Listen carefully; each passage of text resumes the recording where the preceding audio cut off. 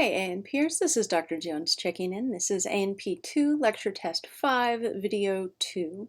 We did page 2 of the note set in the first video, and now we're going to look at page 3, and if we get to it, page 4. But first, I'm going to start a timer. Fancy. All right, timer, 20 minutes, start. Okay, good. So, first thing on this page is to draw a mitochondrion. So we've got our glucose, and then it breaks into 2-pyruvate, and this process is glycolysis. Y-C-O-L-Y-S-I-S.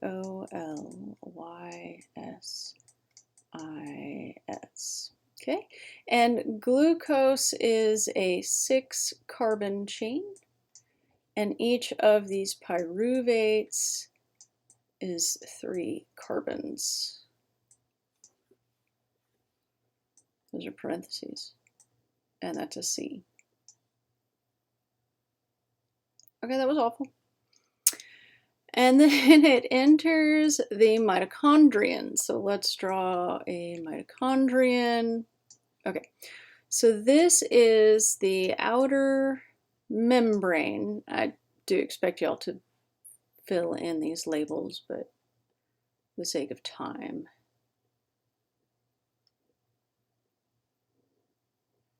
And I'll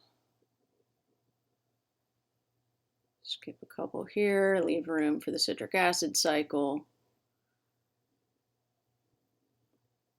Okay, and this is the inner membrane, and in between them is the intermembranous space, the space between the two membranes.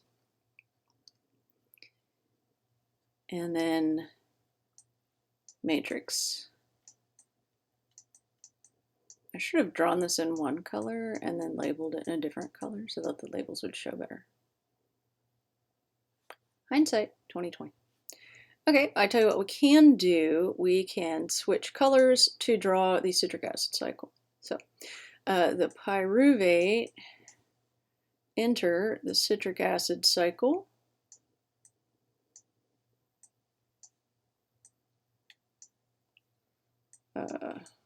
I'm going to put TCA cycle because it's faster to write. And then that makes hydrogens, well, it pops the hydrogens off. Hydrogen ions. And then those enter the electron transport chain. It just got messy. Okay, so oxygen is going to go in.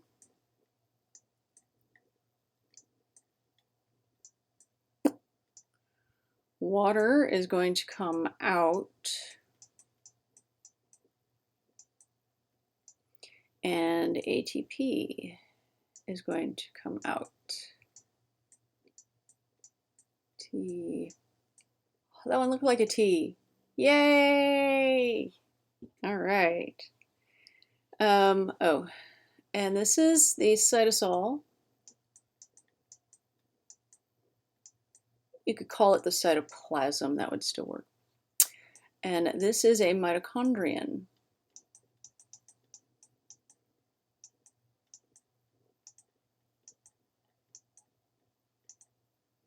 One mitochondrion, 2 mitochondria. Those aren't Latin endings. I think that one is Greek, but as they say, it's all Greek to me. Oh, the folds of the inner membrane are called cristae. And that is a Latin ending. A for singular, A-E for plural. Okay.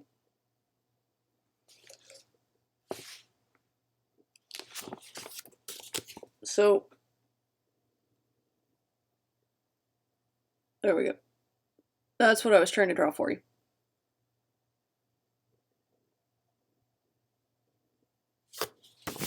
Very good. Next. We did that. All right, so this is the picture in the new book, and it's actually kind of cool. So you've got the diet and the fats, the free fatty acids and glycerol, and they go into the pool, and then lipogenesis. The black doesn't show very well on here. Let's do red. Let's go back to red. Let's go back to, thanks. Lipo is fat, genesis is to make, so you make fats and store them. And when you need them, they go back into the pool, and free fatty acids and glycerol are used in metabolism in most tissues, again, not the brain, and then excess nutrients are stored. They go back to the free fatty acid pool and are stored as fats if they're not needed. So that's fats. Carbs. Glucose is the main carb. Excess glucose is actually stored as fat. Yeah. And then, lipolysis, fat breakdown, when you break down fat from the stores to the free fatty acids. Glucose, glycogenesis, we will talk about when you make glycogen. Glycogen is a sugar storage molecule. It's a bunch of glucose pop beaded together, kind of a branched pop bead structure, which you can't actually do with pop beads, but you know. And glycogenolysis is when you break down the glycogen into its constituent glucose. So when there's always glucose going to feed the brain because the brain only eats glucose. It can't eat fats, it can't eat amino acids, it only eats glucose. So gluconeogenesis, which I have mentioned before, gluco for glucose, neo for new, and genesis for make. So it's literally make new glucose. You take the amino acids and you make new glucose so that the brain has a constant fuel supply that happens in the liver. And then here's our range of normal blood glucose. Excess blood glucose can be used in most, or blood glucose is used in most tissues. When there's not glucose, then it uses fatty acids and amino acids. And then these are the proteins broken down into amino acids, go into the amino acid pool, which again can be used to make glucose. And they're used in protein synthesis to make the body proteins, which are broken down to go into the amino acid pool. So it's actually kind of a nice way of showing how things are related. So pretty cool. Next, the summarized reaction for breaking down glucose. Glucose is C6H12O6, 6 carbons, plus 6 oxygens makes 6. And the arrow there is where the chemical reaction is. Move me out of the way. And make 6 carbon dioxides plus 6 water plus ATP. Cellular respiration is when you use glucose and oxygen to make ATP. Technically, that includes both the aerobic and the anaerobic. 1 glucose can generate 30 to 32 ATP. If you have a previous edition of the book, it says 36. If you look it up on the interwebs, you will get all different numbers with every source. We are using this book. I am using the test bank from this book. We are going with 30 to 32 ATP for test question purposes. Okay. And that's the 1 glucose, 30 to 32 ATP total, including the glycolysis, the citric acid cycle, and the electron transport chain. So that's our total number, all pathways. Totally a test question. Okay. The first steps of glucose breakdown occur in the cytosol and are called glycolysis. Okay, usually, but not always in science, you emphasize the third from last syllable. Again, not all the time, but it's a good kind of usually, like more often than not, slightly more often than not. So while it's the word roots glycolysis, you emphasize the third from last syllable, glycolysis. So that's why. Anaerobic metabolism, no oxygen required. It's called glycolysis, and it happens in the cytosol, and it makes 2 ATP per glucose. We will break that down and see exactly where those come from. The aerobic metabolism, oxygen is required. They include the citric acid cycle and the electron transport chain. It's a chain now. Even though the citric acid cycle technically does not require oxygen, but it goes with the electron transport chain, so it's considered aerobic, even though it doesn't use oxygen, and not a biochem major. We're going with it. And the location is in the mitochondria, and it makes, that's the old number,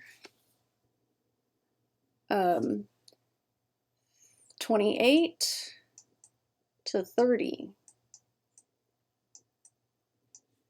Update, 28 to 30 ATP per glucose. And we will follow those. Okay, so the glycolysis is the breakdown of 1 glucose, which we said has 6 carbons, 1, 2, 3, 4, 5, 6, into 2 pyruvate, which each have 3 carbons. Here's our pyruvate. Pyruvate, pyruvate, they each have 3 carbons. Write out the net reaction of glycolysis. Okay, you've got glucose plus 2 NAD plus 2 ATP plus 2 inorganic phosphates. Chemical reaction, 2 pyruvate plus 2 NADH plus 2 ATP. And where does glycolysis take place? In the cytosol. And does this use oxygen? No, it is anaerobic. All right, where are we on time? We have 8 minutes left. All right, we're gonna keep going. Next page, the steps in glycolysis. Dun, dun, dun. So when 1 6-carbon glucose enters the, and so what these words here are probably the fill-in-the-blank answers. So enters the cytosol, and ATP is spent to phosphorylate the glucose, which is to add a glucose. So our whole thing here is to make ATP, and we just burnt one. But as in life, you gotta spend money to make money, right? Like you're spending money to take a class so that you can get the career you want to make the money and do the work that you want to do.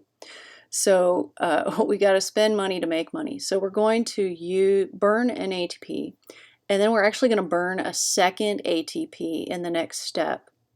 So we're starting out burning 2 ATP, and then we're gonna make 4 ATP, giving us a net gain of 2 ATP. We have a total gain of 4, but since we burnt 2, the net gain is 2. Minus 2 plus 4 equals plus 2. Okay, so that was step 1, where the glucose enters the cytosol and we use an ATP to snap a phosphate group onto it. And then the second step, a second ATP is spent to phosphorylate it again. So we've snapped a second phosphate group on.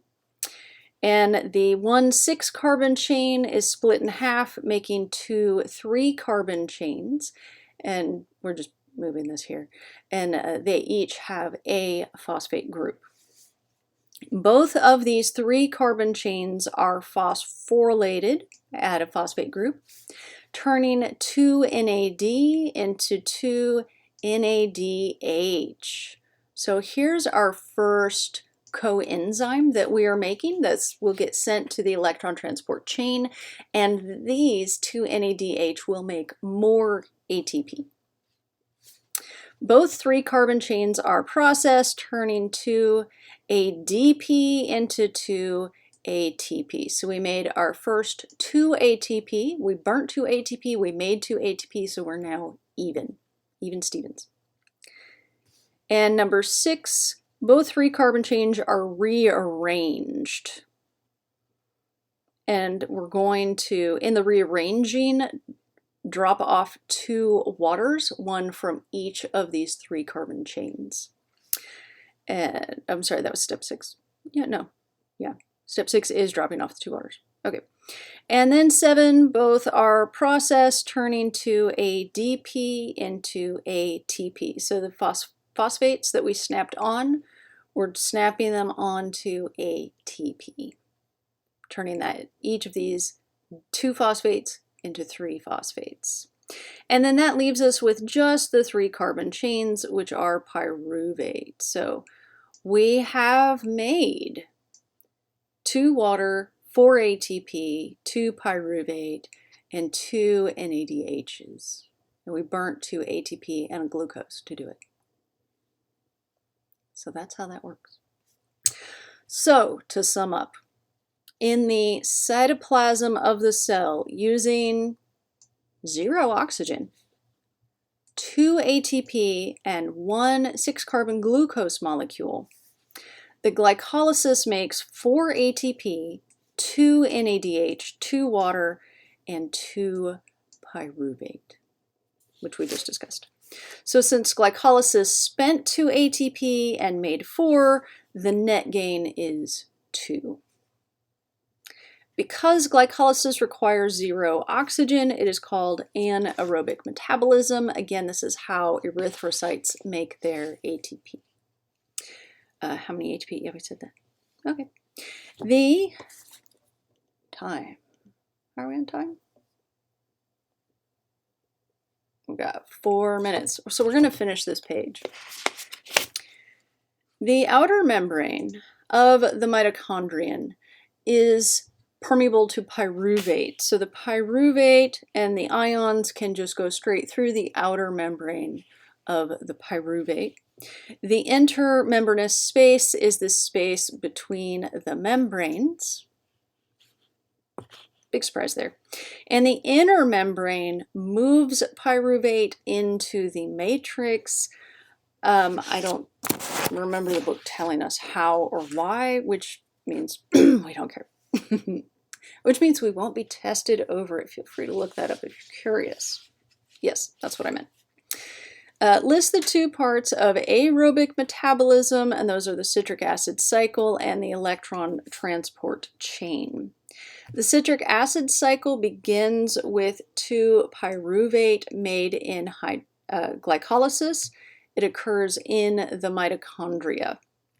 The sources of most of the cell's energy gain are the hydrogen atoms made from pyruvate, and decarboxylation is when the carbon and the oxygen are removed and released as carbon dioxide. So decarboxylation is making carbon dioxide. Excuse me, which is lots of fun. So we will save the citric acid cycle for the next video. So this has been A&P 2 video, lecture test 5 in the screen, 5 video 2. I need more coffee. Excuse me. So thank you as always for tuning in. The education must go on. Dr. J out. Have a good one.